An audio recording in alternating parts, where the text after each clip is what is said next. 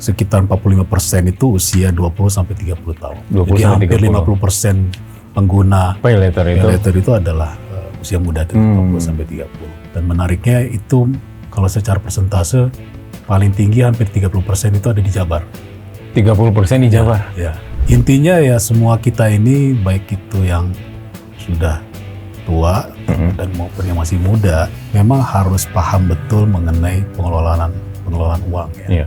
Kita harus pintar-pintar mengelola uang sejak kita masih muda sampai kita sudah tua, jangan sampai udah tua kita tidak punya modal untuk punya diri sendiri gitu ya. Menurut saya sih ya jangan menggunakan instrumen utang apapun bentuknya untuk yang sifatnya leisure gitu. Untuk foya-foya gitu ya? Iya. Menurut saya slow living itu sebuah mimpi yang bagus, tapi jangan kemudian tidak didukung dengan kesiapan keuangan. Ya. Slow living tapi nggak ada. Slow living, ya, nggak ada tabungan kan? Jangan kemudian slow living kemudian dengan kita berhutang ya. Iya. Oke, kita ngobrol di PR.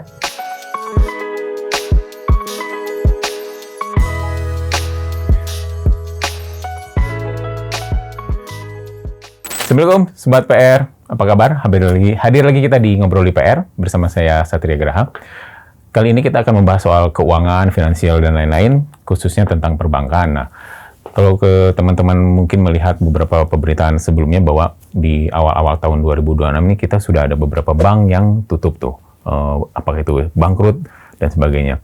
Di sisi lain, tren untuk kalangan anak muda melakukan pinjaman online dan pay later juga makin meningkat. Nah, kita pengen tahu sebenarnya uang kita seberapa aman sih di bank dan bagaimana menjamin uang kita bisa kembali. Itulah peran sebuah lembaga penjamin simpanan, termasuk bagaimana kondisi perbankan di Jawa Barat. Nah, untuk itu kita akan kita akan ngobrol-ngobrol bareng dengan Pak Dodi Zulferdi, anggota Dewan Komisioner Bidang Program Penjaminan Simpanan dan Resolusi Bank dari LPS. Selamat datang Pak Dodi. Terima kasih Pak Satria. Alhamdulillah. Nah Pak Dodi, kita membuka langsung aja karena mungkin yang publik pengen tahu tuh termasuk salah satunya Sobat PR, karena Sobat PR ini banyaknya kita lebih banyak ke teman-teman milenial dan zilenial sih penontonnya. Jadi mungkin kita juga perlu tahu kondisi seperti apa sebuah bank itu dikatakan bangkrut dan di mana LPS akan masuk di situ itu Pak. LPS itu di dalam sebuah proses penanganan pencegahan dan penanganan krisis ya, itu berada di ujung, di hilir. Karena tahap awal dalam menangani sebuah bank itu tentu saja ketika dia masih sehat, diawasi ya, dibina, itu dikelola oleh OJK dan BI. Nah, tapi memang tidak bisa dihindari ada kalanya bank itu kemudian tingkat kesehatannya memburuk. Ada banyak variabel yang bisa membuat dia buruk. Memang mungkin kondisi bisnisnya, bisa juga salah manajemen, ya, atau bahkan fraud. Ada manajemen yang melakukan kejahatan perbankan, gitu ya, seperti misalkan kredit fiktif dan lain-lain. Nah, jadi semua itu bisa berujung kepada sebuah bank itu menjadi tidak sehat, sehingga oleh OJK akan dilakukan proses penyehatan. Nah, tahap awal ketika memang ada indikator-indikator yang mengindikasikan dia tidak sehat, apakah itu kondisi modalnya yang memburuk di bawah thresholdnya OJK atau tingkat likuiditasnya dan lain-lain, dan banyak kasus-kasus hukum misalkan, itu kemudian disehatkan dulu oleh OJK. Nah, itu yang dilakukan, misalkan dia banyak kasih batasan-batasan, disuruh ini, disuruh itu supaya memperbaiki kondisinya, disuruh nambah modal, disuruh mencari investor dan lain-lain. Nah, dalam tahap itu memang itu urusan semuanya OJK. Tapi memang sesuai undang-undang, LPS juga sudah mulai diberi kewenangan untuk ikut terlibat dalam proses penyehatan itu.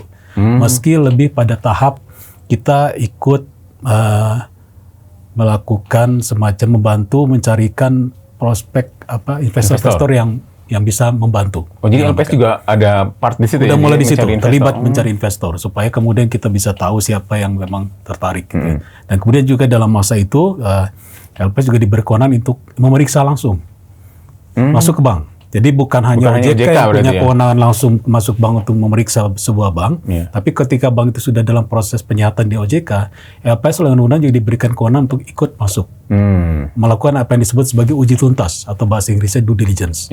Nah, dengan cara itu nanti LPS bisa tahu kondisi bank itu secara lebih luas. Apa yang jadi masalah? Apakah memang tadi ada masalah mismanagement, Mismanagement. kredit macetnya, atau ada kredit fiktif, ya kan, atau banyak aset-aset yang tanpa guna dan tidak diikat misalnya.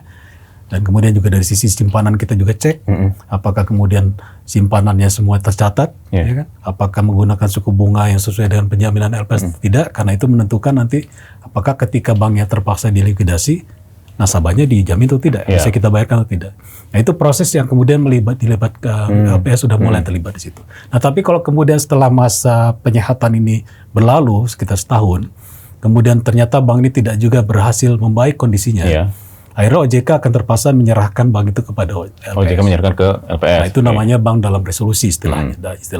Nah itu sudah sepenuhnya kewenangannya LPS untuk menetapkan atau memutuskan apakah bank ini bisa diselamatkan atau memang ya terpaksa dilikuidasi. Nah itu dan kemayoritas tadi kenapa kemudian akhirnya bank itu masuk ke RPS ya tadi karena memang kondisi keuangannya udah sangat buruk, modalnya sudah negatif, kredit macetnya banyak sekali, bahkan beberapa juga banyak kasus hukum, banyak penggelapan, kasus fiktif, atau simpanannya banyak juga digelapkan oleh pengurus. Jadi intinya mayoritas dari bank-bank yang akhirnya dialihkan oleh OJK ke LPS memang masalah mismanagement. Rata-rata gitu. Rata-rata tata kelola dan juga kejahatan perbankan. Itu yang menjadi penyebab sehingga otomatis ketika masuk ke LPS karena sudah sedemikian buruknya kondisinya, mayoritas bank yang dialihkan ke LPS terpaksa kita akhirnya likuidasi. Banyak kan gitu. Kalau 2025 misalkan ada berapa yang masuk ke LPS Pak? Jadi terus sebagian besar dilikuidasi juga kalau yang 2025 misalkan gitu. Iya, sebagian besar dilikuidasi karena itu tadi mayoritas dan memang hampir semuanya lah setidaknya. Jadi kalau saya boleh kasih angka sedikit, sejak LPS didirikan dan berdiri di 2005 sampai dengan hari ini, itu sudah ada 156 bank yang masuk kasus resolusi. Nah dari 156 itu, 154-nya akhirnya kita likuidasi. Nah tapi 194 itu mayoritas adalah BPR. Bank umum cuma ada satu. Bank umum cuma satu. Ada satu. Kenapa BPR Pak? Dan kenapa bank masih lebih sedikit gitu yang masuk ke? Ya memang itu menunjukkan bahwa memang ya kualitas pengelolaan BPR kita. Selain memang jumlah BPR-nya kan banyak banget. Ya sebelum ini udah di atas 1.500. Sekarang sejak banyak yang likuidasi mungkin sekarang tinggal 1.490-an sekian jumlah BPR. Jadi memang secara relatif ya selain memang kualitasnya tadi ya, kualitas pengelolaan terutama yang memang tidak sebaik perbankan umum. Dan juga memang jumlahnya banyak banget gitu ya. Nah, ke BPR ini rata-rata kenapa Pak? Tadi rata-rata mismanagement tadi? Ya, mismanagement dan ya ada fraud, ada sebagian yang fraud juga gitu ya. Nah, ketika nih nasabah memilih sebuah BPR, terus situasi seperti apa si nasabah ini perlu tahu, oh kayaknya si BPR-nya udah mulai tidak sehat gitu ya? Ya, pertama mungkin tidak begitu ketahuan kalau nasabahnya tidak bisa membaca data-data laporan keuangan ya. Sehingga memang yang pertama dia perlu lihat adalah bagaimana penawaran produk bank yang diajukan. Ya kalau misalnya penawarannya suku bunganya tidak masuk akal, ya kredit pun demikian, itu perlu dicurigai gitu ya.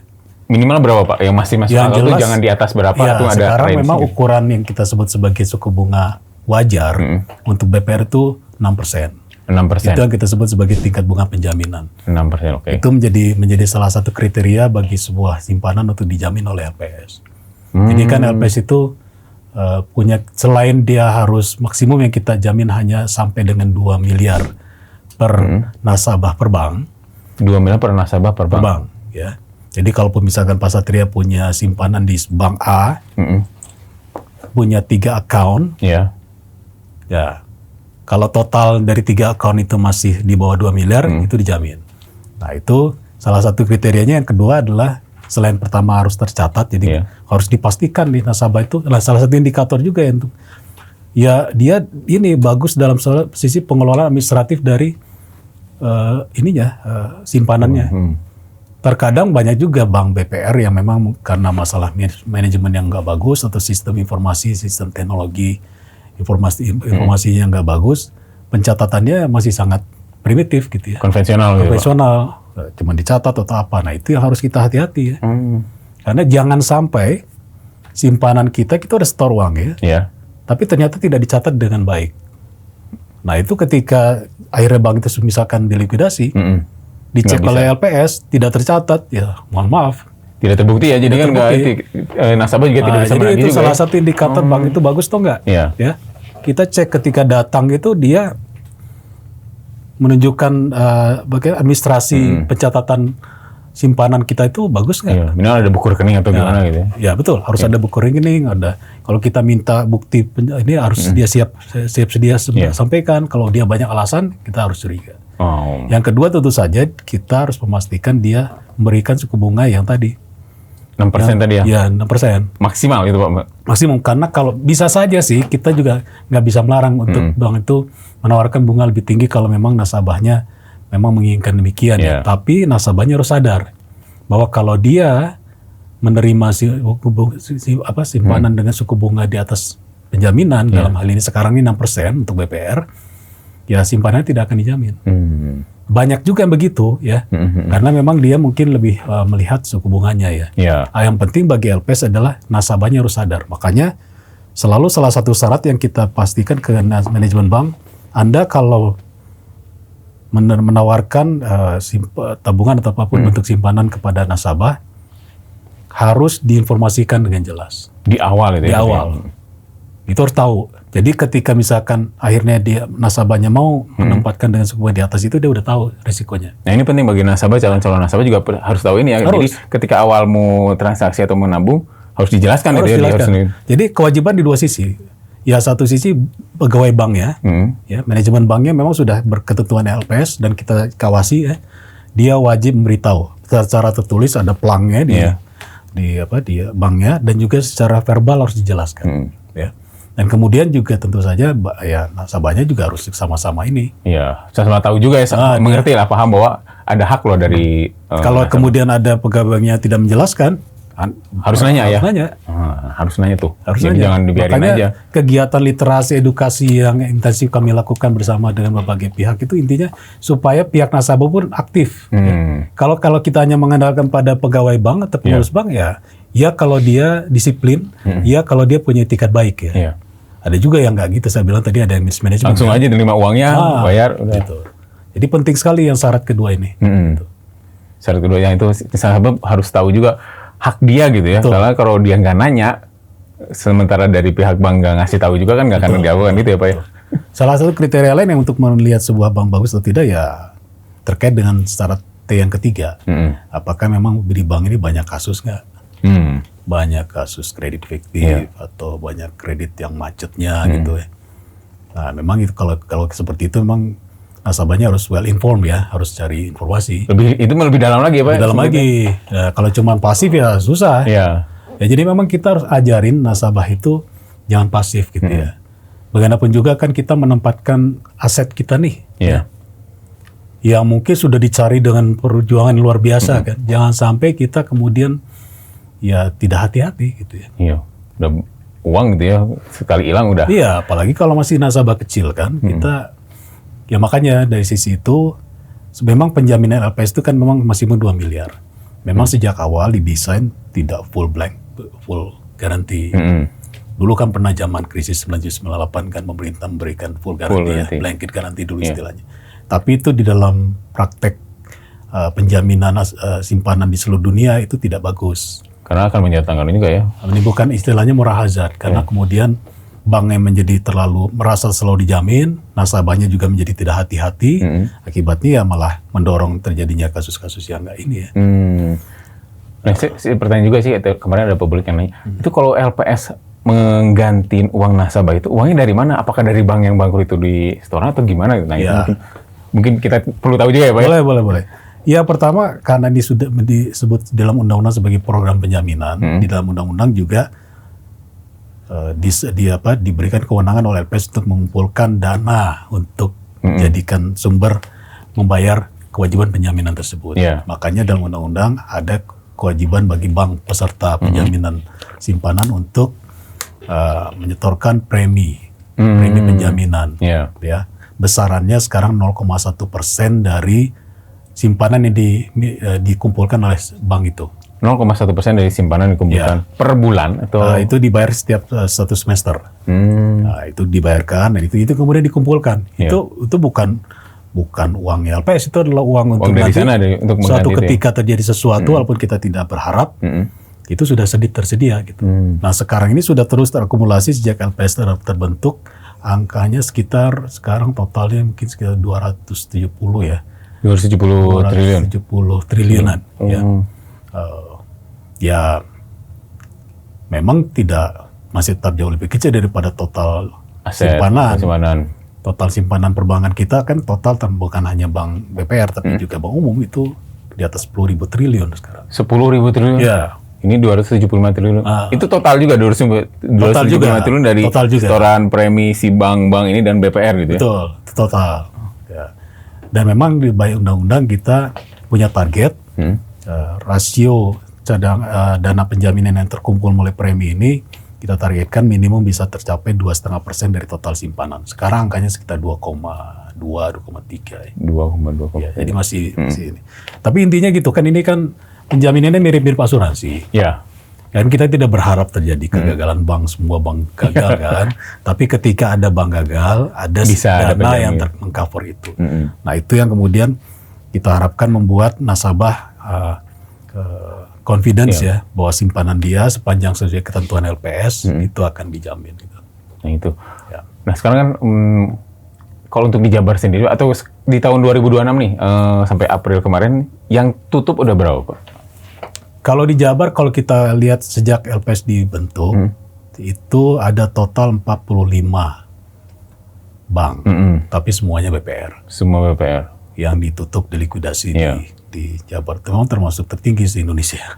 Karena masyarakat juga terbanyak. Tapi memang BPR juga banyak di Jabar. Di Jawa Barat ya. Jadi ini sama sinerginya ke sana. Ya. Simpanan yang waktu itu akhirnya kita dari 45 BPR itu, termasuk BPRS ada di situ, itu sekitar 900 miliar. Jadi kurang dari 1 T. Total akumulasi simpanan yang ini BPR ya. Yang kita bayarkan klaim penjaminannya. Kalau itu udah hampir semua simpanan. Udah tapi maksud saya simpanan di masyarakat di BPR itu boleh dibilang hampir 100% itu dijamin. Karena mayoritas tadi dia di bawah 2 miliar. Kalau di bank-bank umum banyak yang di atas 2 miliar. Gitu. Tapi kalau BPR boleh dibilang 99% itu dijamin karena nilainya nggak di bawah 2 miliar rata-rata. Di bawah 2 miliar. Nah terus tren sekarang kan anak-anak sekarang mungkin lebih suka pinjaman online. Terus tadi sebelum ke sana saya pengen ini juga Pak. Kalau bank digital Pak, itu juga menjadi salah satu kewenangan juga ya Pak ya, bank digital. Betul. Pertumbuhannya gimana Pak? Maksudnya sampai saat ini yang menjadi pengawasan dari LPS ada nggak? Kalau pengawasan itu sama halnya dengan bank-bank lain. Bank di digital itu kan juga bank umum ya. Itu pengawasannya ada di OJK. Ya, LPS fungsinya sama tadi, mengcover penjaminannya dan kalau memang ada bank digital yang gagal ya kita akan lakukan. Sudah ada yang masuk belum Pak? Sejauh ini alhamdulillah nggak ada. Kita berharap tidak ada ya. Memang pertumbuhannya pesat dan memang mayoritas pengguna digital bank ini termasuk tadi yang kayak instrumen pay later dan lain itu usia muda 20-30 tahun gitu. Kalau kita kaitkan misalkan dengan pay later, data dari Perfindo itu sekitar 45% itu usia 20-30 tahun. Jadi hampir 50% pengguna pay later itu adalah usia muda itu 20-30. Dan menariknya itu kalau secara persentase paling tinggi hampir 30% itu ada di Jabar. 30% di Jabar? Ya. Jadi pengguna pay later itu pay later dan pinjaman online porsi ya 30%? Hampir 30%. Hampir. Total debitur pay later itu sekarang 24,5 juta. 24,5 juta. Sekitar 28 berarti 30%-nya itu di Jabar. Berarti sekitar 6 juta. 6 juta. Jutaan ya. Betul. Banyak juga ya. Paling banyak secara porsi. Paling banyak. Nah, terus pengaruh nggak kepada pertumbuhan BPR Pak kayak gitu? Nah, pay later ini kan masih bank umum yang memfasilitasi ya. Selain fintech ya. Nah, jadi memang belum langsung kena ke BPR. Bisa jadi menjadi salah satu pesaing bisa ya. Bisa jadi tapi ya tentunya dia nggak nggak masuk di wilayah itu juga, nggak langsung masuk dalam persaingan dengan BPR gitu.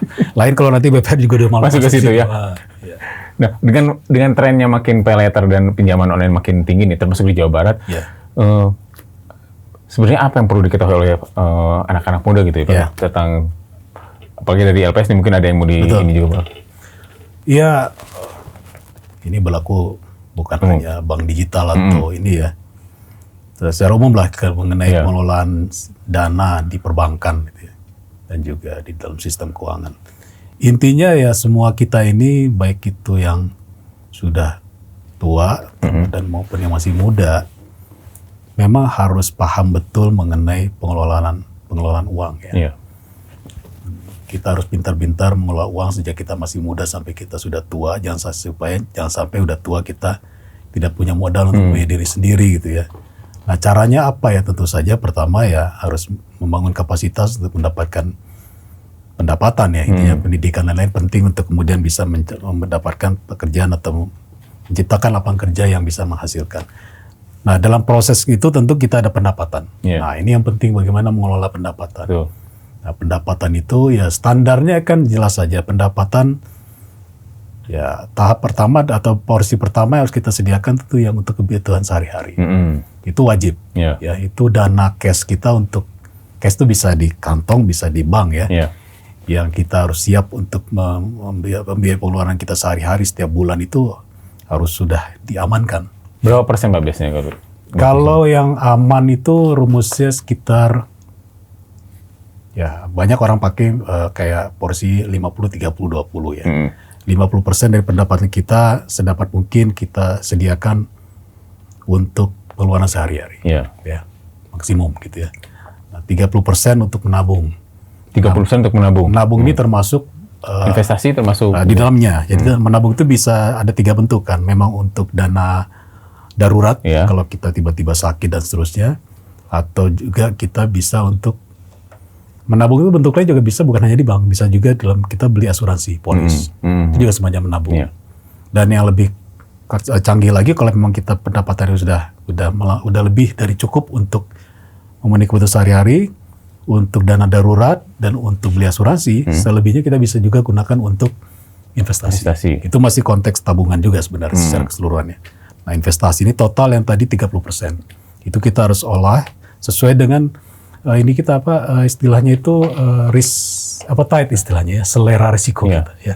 Kalau kita memang lebih punya keberanian mengambil risiko, apalagi masih muda, ya mungkin bisa investasi di tempat-tempat yang mungkin memberikan keuntungan seperti saham, tapi memang lebih berisiko. Tapi tetap hati-hati gitu kan. Iya, iya. Dan sisanya nanti sekitar 20% lagi ya bisa kita gunakan yang untuk benar-benar menikmati hidup kita ya.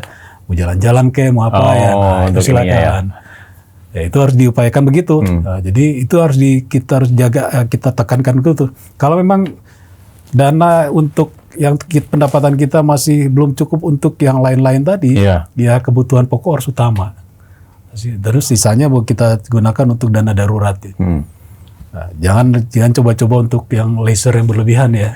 Jadi porsinya jangan justru lasernya diperbesar iya. daripada untuk investasi dan Iya, tabungan ya Pak. betul. Karena kan sekarang rata-rata gitu, mereka lebih suka apa ya istilahnya healing gitu ya. Iya. Nah itu harus dibatasi. Nah itu dibatasi, apalagi kalau menggunakan pinjaman-pinjaman, pakai utang, mau utang ke bank atau utang online pun, Iya. ya. Apalagi yang sampai ke online yang tidak ini ya, ilegal ya. Ya, itu namanya menjerumuskan diri sendiri. Jadi itu tadi, menurut saya sih ya jangan menggunakan instrumen utang apapun bentuknya untuk yang sifatnya leisure gitu. untuk foya-foya gitu ya. Iya, nah, ini pengalaman hidup saya juga. Gimana Pak? Ya intinya gitu, artinya kita jangan, prinsipnya kalau saya dari dulu memang sedapat mungkin saya nggak berhutang, Nah, ya, iya. kecuali untuk hal-hal yang memang saya tidak mungkin bisa dapatkan segera ya, seperti yang penting seperti punya rumah gitu Ya, itu bahkan punya kendaraan pun saya dapat mungkin tidak saya berhutang. upayakan tidak berhutang, ya. Kalau saya belum punya uang untuk beli kendaraan, Ya udah nggak usah. ya gitu udah gitu loh, apa boleh buat gitu ya, jangan dipaksakan. Ya. Ya, karena bagaimanapun juga kendaraan juga bukan alat investasi kan, sesuatu yang akan habis juga. Karena terdepresiasi ya, nilainya akan Terdepresiasi, turun. gitu. Nah, apalagi kalau sampai hanya untuk beli berlibur aja pakai Iya. pay letter atau beli barang sesuatu Barang-barang, nah pakai itu pay letter. kan sekarang trennya seperti itu, Nah, Pak. itu yang kalau bisa jangan demikian gitu ya. Karena itu sangat bisa menjerumuskan. Iya. Gitu ya. Jadinya kan sering gali lubang tutup lubang ya. Betul. Kemarin ada apa ya yang ketika pinjaman online jadi tagar tidak perlu bayar gitu. Iya. Nah, itu kan apa ya sebuah literasi yang mungkin salah juga ketika Betul. kita berhutang itu emang harus ada tanggung jawab untuk membayar ya Pak ya. Ya idealnya kan berhutang itu sesuatu yang memang ya sangat mendesak atau yang memang sesuatu yang memang kita akan bisa menghasilkan. Iya. Sesuatu yang produktif. Mendesak dan yang produktif kalau mau berhutang itu karena Betul. biar nilainya juga bertambah ya Pak. Betul, betul. Mendesak itu sesuatu yang memang harusnya porsinya kecil kan. Makanya yang mendesak itu sebenarnya harusnya diamankan dengan tadi yang rumus tadi kan. Kalau kita 50, punya 30, 20 ya, Pak. Ya, yang mendesak itu harusnya sudah kita amankan dengan tadi ketersediaan dana darurat, asuransi kan ya, dan investasi itu semua bisa menjadi sumber kita untuk membiayai ketika kita membutuhkan dana mendesak gitu kan. Nah, itu cara-caranya ya. Kalau memang ya kita harus punya simpanan yang darurat dan syukur-syukur lebih kita harus punya asuransi sehingga kalau misalkan tiba-tiba kita sakit, tiba-tiba kita kehilangan pekerjaan gitu ya. Dan lain-lain itu kita punya. Dan apalagi kalau sudah lebih tinggi lagi skala ini kita pengelolaan keuangan kita punya investasi yang justru nanti bisa membuat kita punya pendapatan yang sifatnya pasif kan. Iya, passive income. Nah, itu udah benar-benar menjadi semacam bantalan risiko itu. Iya. Ya. Tiba-tiba kita kehilangan, tapi kalau kita udah punya investasi yang bisa menghasilkan, meski mungkin belum bisa mengcover semua pendapatan kita yang hilang, Iya. tapi kan setidaknya kita punya pegangan gitu ya. Itu kan salah satu apa ya istilahnya sekarang generasi memilih untuk coba financial freedom itu Pak. Ya. Itu salah satunya ke sana. Betul. Ingin slow living juga. Nah, itu salah satunya di sana mengatur si keuangannya tadi ya, Pak. Ya, menurut saya slow living itu sebuah mimpi yang bagus, tapi jangan kemudian tidak didukung dengan kesiapan keuangan. Ya. Slow living tapi nggak ada Slow living, nggak ada nggak ada tabungan kan jangan, cuma ya, Pak. jangan kemudian slow living kemudian dengan kita berhutang ya. Iya. Macam-macam semua kebutuhan karena kita berasal dari hutang. Slow living itu ya setelah kita punya kapasitas keuangan aman secara finansial, nah, bisa kita slow living Iya. gitu. Kalau tabungannya nggak ada, investasi nggak ada, ya repot juga kalau mengandalkan dari utang, Pak. Repot. Iya. Apalagi ke depan ini kan memang persaingan dunia kerja kan makin tinggi. Betul, betul. Ya kan? Dengan AI dan lain-lain. Ya, teman-teman adik-adik yang berusia muda, pola pikir slow living itu ya memang harus hati-hati ya. Iya. Slow living itu hanya bisa kita terapkan ketika kita sudah yakin bahwa kita mampu punya kapasitas untuk secara keuangan Iya. untuk membiayainya betul. gitu. Jadi keuangan sudah aman bulanan, nggak udah mikirin lagi. Oke ya, betul. ketika mengandalkan pinjaman kan tetap gali lubang tutup lubang nanti. Betul, betul. Ya dan mungkin juga kita juga jangan terlalu juga terlena dengan istilah slow living ya. Slow living itu ya jangan sampai membuat kemudian kita tidak punya inisiatif dan kreativitas untuk meningkatkan kapasitas diri. Karena khawatirnya kalau slow living itu juga diartikan sebagai saya nggak mau mikir yang lain deh. Saya nggak mau berpikir kreatif, ya kan? Saya nggak mau mencari peluang-peluang yang lain. Karena saya pengen slow aja. Ya, Bukan itu ya sebenarnya. Bukan itu, karena itu nanti ya kan dunia penduduk bertambah terus, penduduk muda bertambah terus. Persaingan ditambah dengan AI. Iya. Ya slow living sekarang kemudian kalau kamu hilang pendapatan dan lain-lain. Habis pendapatan. Habis. Jadi ya harus ada juga risk management ya gitu ya. Iya. Kita Nah itu ya financial edukasi yang penting sih sebenarnya bagi teman-teman sekarang itu ya, karena bagaimana berinvestasi, menabung dan lain, menggunakan uangnya seperti apa, mendapatkannya dari mana gitu ya. Betul. Nah kalau melihat sekarang kita ngambil ke Jabar, kalau kondisi ekonomi di Jabar kan oke, pertumbuhannya lumayan ya Pak ya. Ya. Bagi anak-anak muda atau ya masyarakat Jabar itu sebenarnya kondisi ini cukup aman sampai ke depan nggak sih Pak untuk di Jabar sendiri? Kalau kita melihat pada indikator-indikator makroekonomi yang sudah diungkapkan ke publik,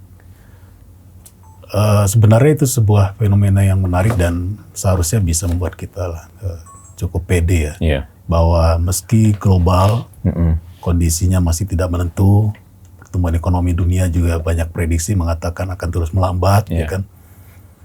Harga-harga komoditas, harga minyak, BBM dan lain terus naik. Ada gangguan distribusi dan lain-lain di dunia gara-gara perang. Tapi sampai dengan hari ini, sampai dengan triwulan 1 setidaknya menurut KPPS kan pertumbuhan ekonomi kita masih bagus ya. Bahkan ada akselerasi.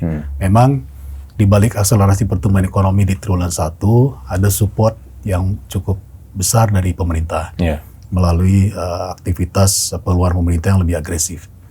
Kalau kita ikuti memang pemerintah biasanya kalau pola pengeluarannya paling banyak itu biasanya di semester 2, bahkan seringkali numpuknya di triwulan 4. Nah sekarang pemerintah secara sadar mencoba meratakan pengeluarannya sehingga sudah mulai banyak juga pengeluaran pemerintah dilakukan sejak triwulan 1, triwulan 2 gitu. Sehingga harapannya, sehingga banyak itu yang membantu juga pertumbuhan ekonomi kita triwulan 1 kita bagus. Selain memang ada faktor-faktor musiman seperti memang ada lebaran dan lain-lain ya. Nah, tapi intinya bahwa fakta kita bisa tumbuh itu sesuatu yang harus disyukuri ya. Karena di tengah situasi begini ekonomi kita baik dari sisi konsumsi kalau konsumsi masih tumbuh, masih positif, artinya kan masyarakat kita semua ini masih confidence untuk belanja. Ya. Dan bagaimana orang mau confidence untuk belanja kalau dia tentu saja kalau dia yakin dia masih punya pendapatan. Dia masih punya simpanan dan seterusnya kan. Artinya itu masih ada supportnya. Dan juga dia bisa lihat bahwa harga-harga juga masih relatif terkendali gitu ya, yang pokok. Dan tentu saja juga kalau kita lihat dari data-data BPS, pertumbuhan di TW1 itu juga karena ada kegiatan investasi yang tinggi. Ya, kegiatan investasi termasuk yang pertumbuhan cukup tinggi di TW1. Itu dan menunjukkan bahwa investasi itu kan berpikir ke depan. Nggak mungkin investasi berpikir ke belakang. Artinya kalau tingkat investasi masih tinggi, masih cukup banyak pengusaha yang punya perspektif positif ke depan. Sehingga dia mau berinvestasi yang belum tentu akan bisa dapat hasilnya sekarang. Nah, itu sesuatu yang menunjukkan bahwa optimisme masih ada. Baik itu di kalangan masyarakat rumah tangga, di konsumsi maupun di investor, di pengusaha. Gitu. Jadi itu sesuatu yang positif, dan kemudian kita lihat juga yang salah satu kontributor utama pertumbuhan itu juga wilayah Jabar kan ya. Nah, jadi itu sesuatu yang positif dan juga kelihatan juga menunjukkan bahwa support dari sistem perbankan kita juga melalui kegiatan lendingnya, kreditnya itu juga karena ya pembiayaan ekonomi itu di Indonesia itu masih mayoritas dominan berasal dari perbankan. Ya. Selain dari pengelolaan dana sendiri ya, artinya memang kalau masyarakat, pengusaha masih punya simpanan, ini dia memanfaatkannya untuk kegiatan ekonominya, selebihnya dari bank gitu ya. Artinya dan itu juga kelihatan di data-data perbankan kita yang sampai dengan bulan ini masih menunjukkan baik itu dari sisi pertumbuhan kredit. Trennya masih naik, bahkan sekarang mendekati 10% ya. Memang naik 10%? Belum sampai 9,97 kalau nggak salah. 9,98. Ya, sebulan sebelumnya masih 93,34. Sementara sisi dananya, sisi DPK-nya, pertumbuhan simpanannya masih double digit, masih di atas 11%. Artinya apa? Pertumbuhan kredit itu masih disupport oleh tambahan funding dari simpanan masyarakat. Ya kan kalau misalkan kredit tumbuh lebih cepat daripada funding, masuk kan nanti satu titik dia akan kekurangan likuiditas, akan berhenti kan. Nah ini sejauh ini masih sehat. Tinggi. Gitu. Berapa Pak kalau yang tadi kan 11% sisi yang uang masuknya berapa itu? Ya tadi yang 11% itu di sisi uang masuk itu dari simpanan. Nah, kreditnya tadi kan 9,9. Oh berarti masih lebih tinggi uang masuknya? Masih. Artinya kan ada kekhawatiran nih kalau teman-teman. Tidak perlu khawatir untuk menabung juga ya untuk berinvestasi. Iya. Jadi Artinya masih aman lah bank. Masih aman dan kelihatan juga banknya juga masih nggak jor-joran juga menyalurkan kredit, ya kan? Sehingga kemudian tingkat likuiditas dia masih aman, ya kan? Kita tentu harus hati-hati kalau misalkan tingkat likuiditas di perbankan memburuk. Likuiditas itu menentukan juga kemampuan bank itu untuk memenuhi kalau ada permintaan pencairan simpanan oleh nasabahnya kan. Itu ukuran yang di situ. Sejauh likuiditasnya masih tinggi, keamanan dana nasabah tentu masih tinggi juga. Jadi tadi kembali lagi ke awal ya Pak. Jadi bagaimana nasabah biar tahu ini si bank ini masih sehat nih, kita masih aman untuk menabung di sini tadi ini ya. Iya. Makanya kalau yang nasabah yang udah lebih educated yang bisa baca informasi data-data keuangan dan seharusnya begitu ya.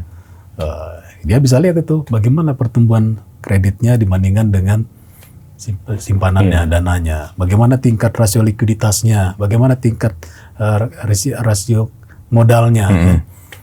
Ya, kalau itu semua masih tinggi, masih di atas kriteria yang ditetapkan oleh OJK, berarti banknya masih sehat. Gitu.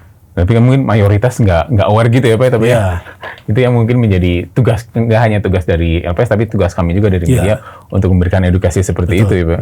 Betul. Ya, ini memang agak tricky, terutama kalau nasabahnya masih nasabah kecil ya. Yang mereka mungkin nggak punya kapasitas untuk melihat data, informasi itu, mencari informasi, bahkan kalaupun datanya dikasih juga belum tentu ngerti kan. Membacanya bingung juga gitu. Bingung juga, memang harus ada yang membantu ya, kayak kita ini. Nah kalau gitu, bagi masyarakat yang pengen tahu gitu ya Pak, sebenarnya si bank ini sehat atau BPR ini sehat itu mengaksesnya gimana Pak? Ada nggak Pak di misalkan kita ke call centernya atau ke website apa gitu ya? Ya, yang paling paham kondisi di OJK, sebuah bank itu tentu OJK, ya. OJK yang karena dia memeriksa secara reguler ya, dan sewaktu-waktu dia bisa masuk ke sebuah bank untuk diperiksa. Kalau LPS seperti saya sebutkan tadi, udah menjelang bank-bank yang sudah bermasalah baru masuk ke situ ya. Mendingan kalau pengen yang lebih update ya ke OJK. Ya. Lihat juga data-datanya di website OJK ya kan. Kalau bank-bank yang cukup besar ya, dia juga punya website ya, itu aktif ini dicek gitu ya. Nah kalau mau mencari tadi yang bank-bank yang masuk ke resolusi itu berarti di LPS gitu ya Pak? Iya. Nah itu udah terdata ya berarti ya, ketika saya nasabah ini nih kok uangnya nggak bisa cair-cair, di situ bisa. Iya, biasanya setelah kemudian itu masuk ke LPS itu kita resolusi, nggak lama sesudah itu akan kemudian LPS menetapkan apakah banknya akan bisa diselamatkan atau tidak. Nah, kalau tidak bisa diselamatkan, akan langsung kita mintakan ke OJK untuk dicabut izin usahanya. Nah itu seketika itu juga kemudian kalau sudah keluar dari OJK keputusan untuk cabut izin usaha, kita pasti bentuk yang namanya tim likuidasi. Tim likuidasi itu yang nanti akan menangani penyelesaian bank ini tadi ya. Dan kita LPS juga menangani bagaimana membayarkan klaim penjaminan simpanan. Nah itu pasti langsung kita infokan kepada nasabah. Teman-teman di Humas LPS akan langsung menginformasikan informasi tadi. Juga ada di website LPS juga ada. Gitu. Jadi itu pasti kita akan langsung aktif menginformasikan pada seluruh nasabah ya, biar dia tahu. Gitu. Nah kita kembali lagi tentang apa? Yang pay later tadi apa ya? Kan pay later pinjaman online itu kan memudahkan kita untuk mendapatkan uang ya Pak. Nah kalau ini terus-menerus terjadi, terus-menerus melakukan pay later dan fintech pinjaman online, resikonya ke depan seperti apa Pak? Apakah si nama-nama orang ini yang ketika pay letternya tidak dibayar itu menjadi blacklist gitu Pak? Atau resiko yang akan dialami oleh si peminjam online itu yang tidak membayar bagaimana Pak? Ya udah pasti, itu kan bagian semacam kredit juga ya. Ya kalau kemudian tidak bayar ya pasti tercatat di OJK ya. Ya tentu akan mempengaruhi kalau bahasa Inggrisnya credit score ya. Bagaimana indikator kesehatan atau kemampuan bayar dari seseorang yang tercatat di OJK. Ya, makanya sangat hindari lah kalau bisa. Kalau kita ingin menggunakan pay later ya sesuatu yang betul-betul hanya bridging. Ya, bridging kita tahu kita akan punya pendapatan dalam sebulan itu katakan 5 juta gitu ya. 5 juta kita udah sisihkan untuk keperluan sehari-hari katakanlah 3 juta gitu ya. Karena kita hitung untuk bayar. Kalau kita masih kontrak, bayar hutang, ditabung untuk itu semua untuk makanan, nah itu harus kita amankan, jangan pakai. Nah, berarti masih sisa kan 2 juta gitu kan, ya seperti saya sarankan tadi, ada juga yang kita simpan dulu. Nah, kalau kemudian kita udah hitung sisa uang yang kita bisa pakai cuma 1 juta nih. Udah deh segitu aja. Nah, sementara saya butuh untuk beli handphone baru 5 juta gitu ya. 5 juta. Mending nahan aja gitu. Mending nahan menurut saya. Ya tunggu dulu ya. Kecuali sebenarnya kita udah punya simpanan yang cukup ya. Melebihi untuk kebutuhan sehari-hari maupun untuk menabung ya. Untuk darurat gitu ya. Kita misalkan udah punya simpanan 3 juta ya. 3 juta. Kita berada di akhir bulan. Saya mau beli handphone sama harganya 5 juta. Punya sisa tapi kan saya sepanjang kita yakin dengan kita masih punya penghasilan ya, masih punya pekerjaan dan kita akan dalam sebulan lagi akan punya penghasilan 5 juta dan 5 juta itu akan tersisa sekitar 2 juta di luar ke sehari-hari. Artinya saya punya simpanan lebih 3 juta saya akan dapat lagi sisa yang bisa saya gunakan 2 juta. Ini cuma masalah timing. Iya. Ya, bisa lah So, silakan. nanti bulan depan masih Sudah bisa ada ini. uangnya. Iya. Artinya kita udah yakin bahwa ini akan bisa dibayar. Jangan sampai kita belum yakin dengan sumber-sumber untuk pembayarannya, kita udah langsung pakai. Udah beli gitu ya. Jadi pay later tuh benar-benar sebaiknya digunakan menurut saya ya. Hanya untuk semacam bridging sebelum uang kita Masuk, kita dapat yang- uang kita masuk. Dan berarti kita harus yakin dulu bahwa uang itu akan masuk ya. Jangan sampai kita pay later, tapi kita nggak yakin kita akan ada uang masuk. Nanti Hanya, mungkin gali- akan masuk gitu ya, jangan hanya Jangan, kita harus yakin bahwa kita memang akan masuk. Ini cuman kebetulan nih barangnya udah ada dan ada diskon bagus gitu kan. Iya.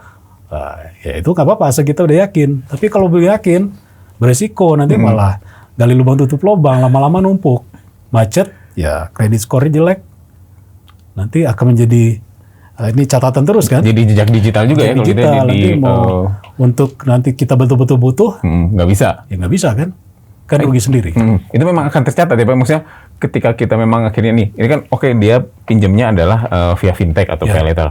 Tapi ketika dia mau mencoba pinjam lagi tapi ke bank konvensional gitu ya. Tercatat. Itu tercatat tetap Kalau ya, Pak? yang semuanya melalui lembaga yang melalui otorisasi dari OJK pasti tercatat. Oh. Yang kalau kecuali yang online yang ilegal ya. Ya, nah itu.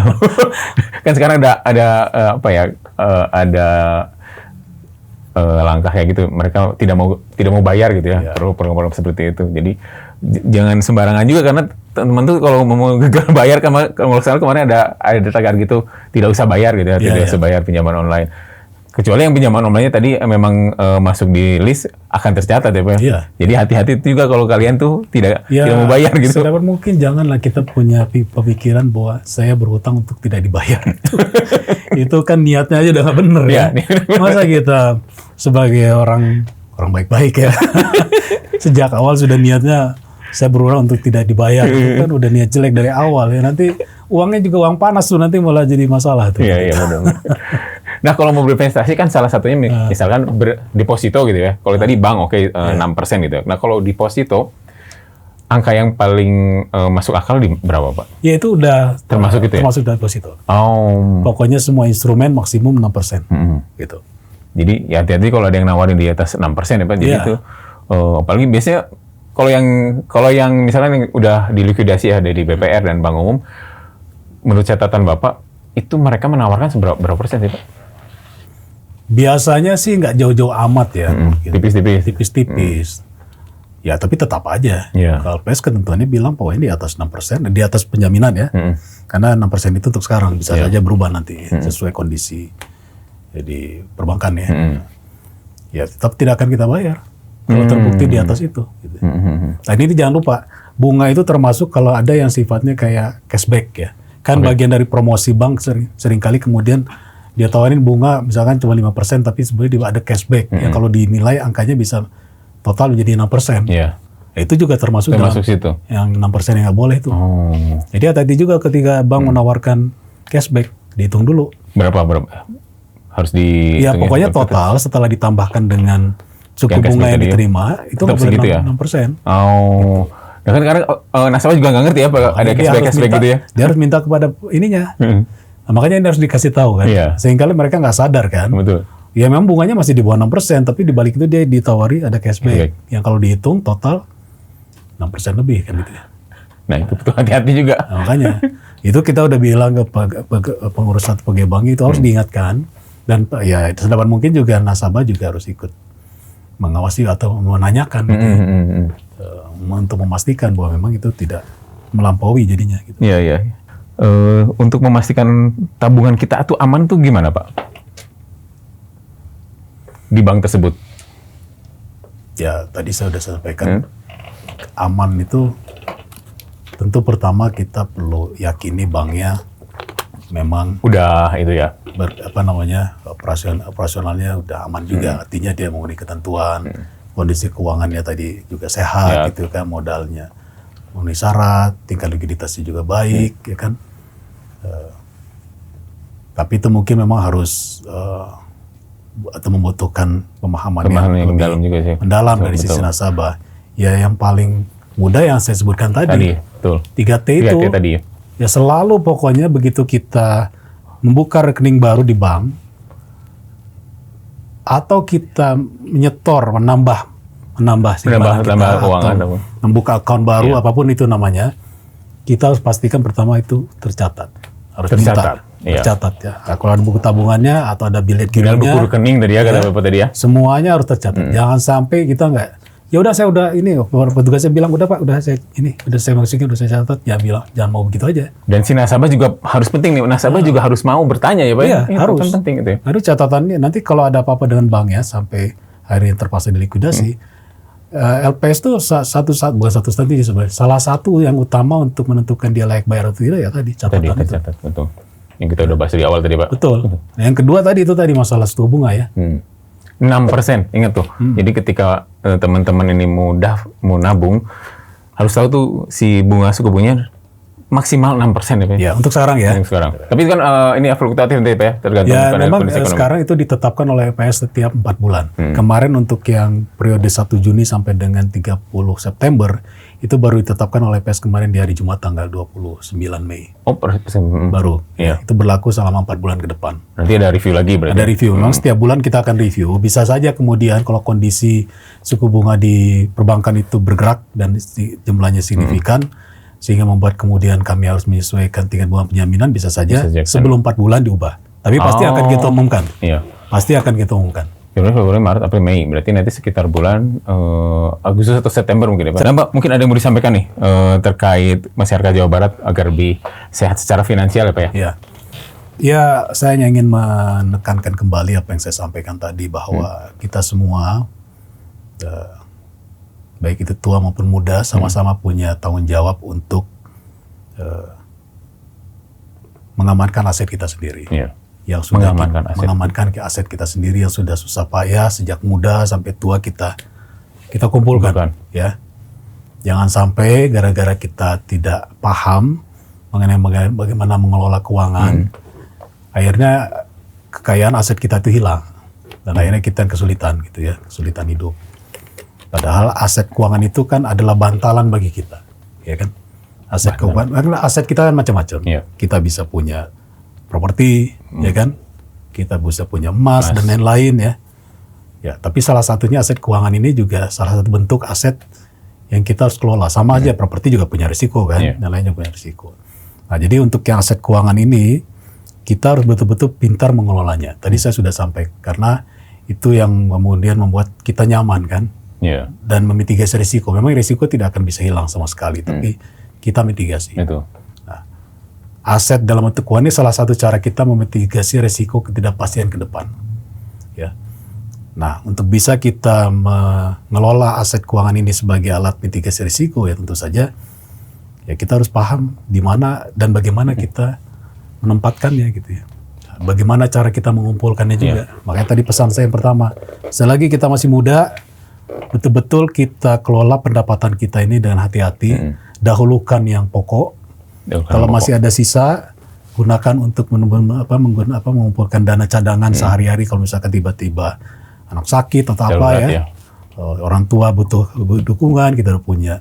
Nah, kalau kita udah sediakan itu, ya ada kelebihan lagi, belilah asuransi.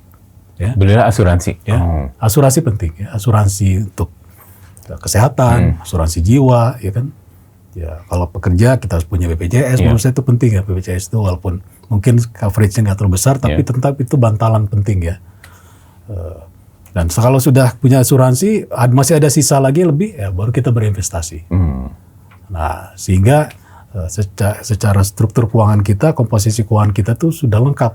Untuk dana sehari-hari tersedia, untuk dana darurat tersedia, untuk asuransi tersedia, untuk investasi tersedia.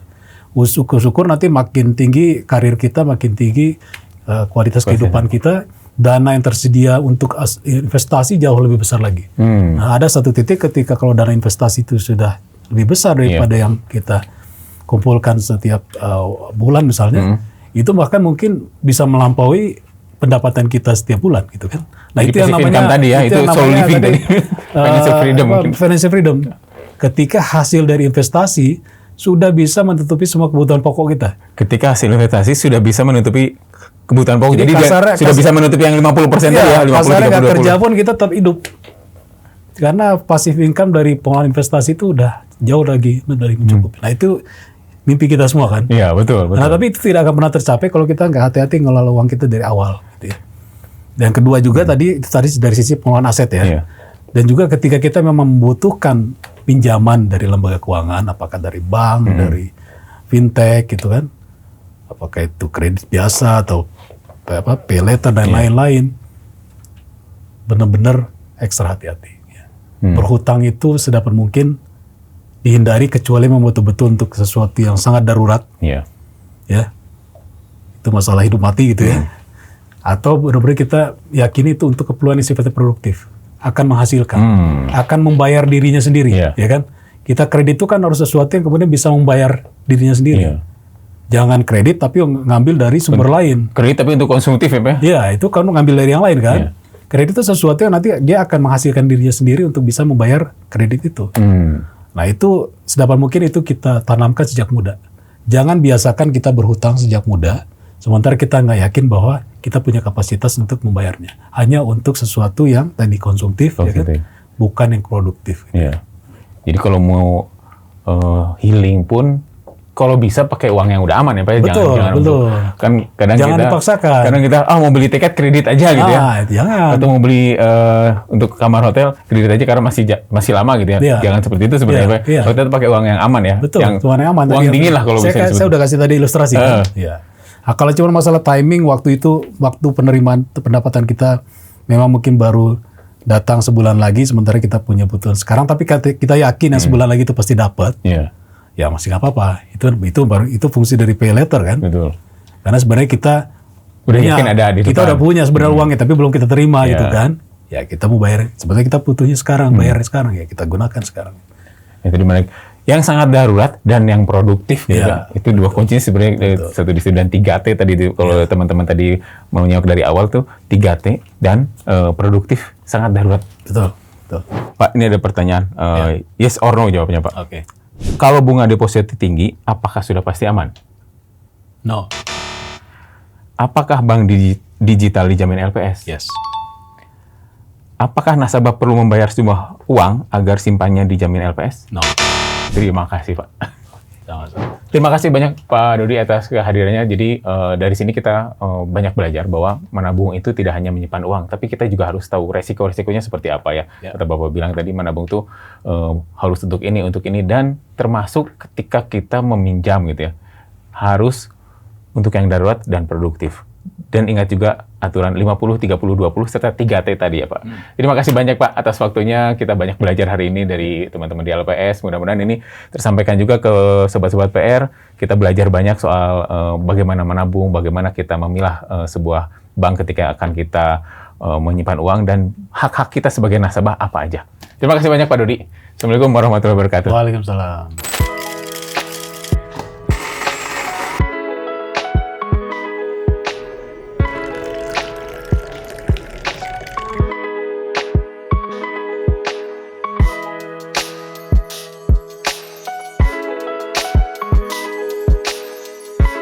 Oke, kita ngobrol di PR.